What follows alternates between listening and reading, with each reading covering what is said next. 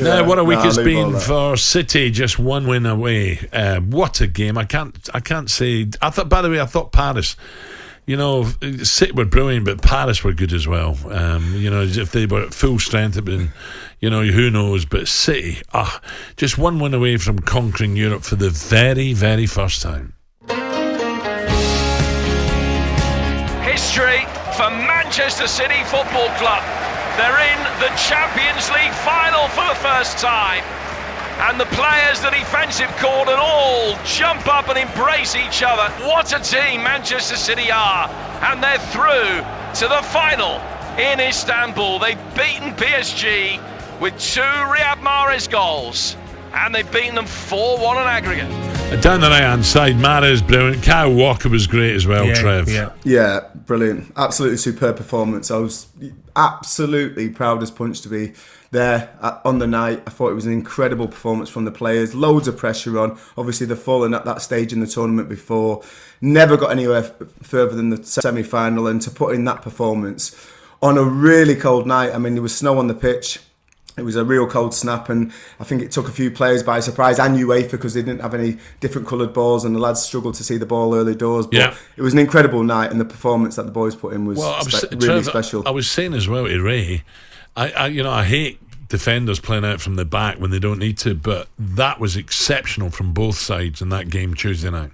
Yeah, two top sides.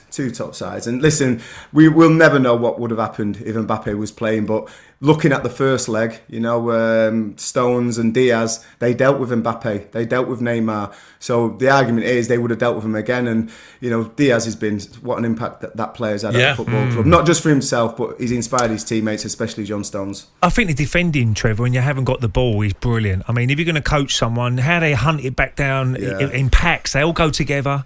And everybody knows what they have to do to win the ball back, because we know they're great at keeping the ball. Yeah. But when they do lose it, the way they just and the defending has been absolutely brilliant this year. I mean, from all over the park. I mean, they're fighting their bodies at the.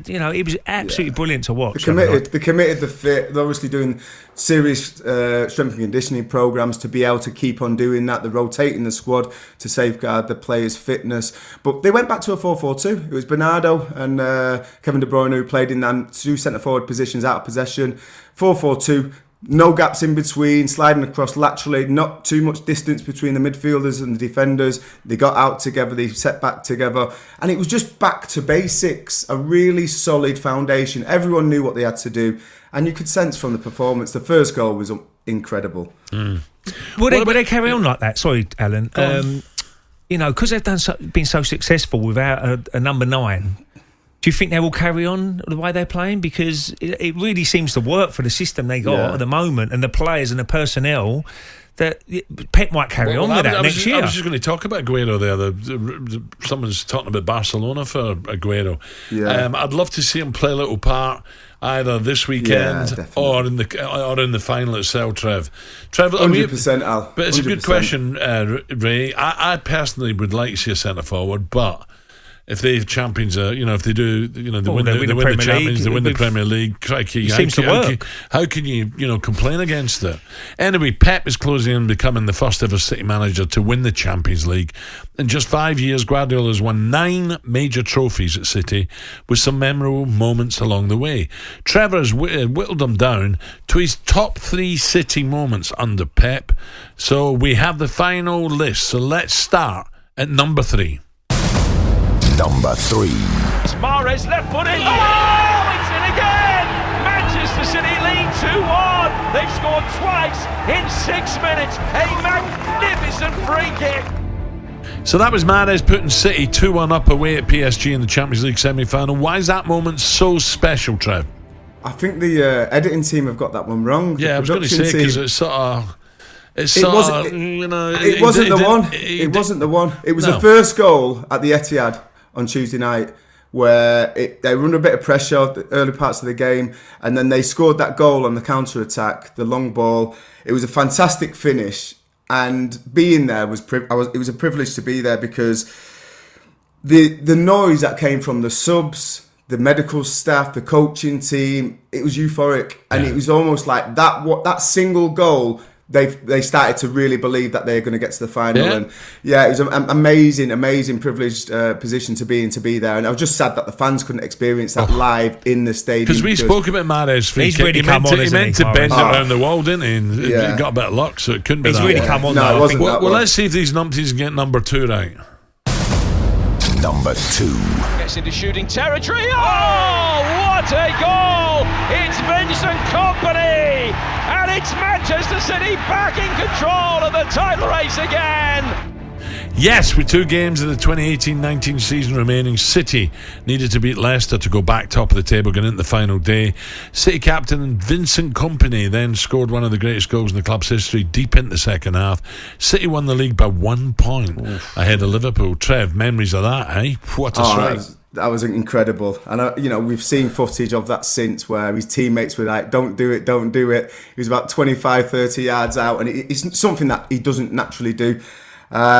And it couldn't have happened to a more genuine person, a more genuine captain. He's come to the City. He's married a Manchester girl. He's been an amazing leader for the football club for so many years.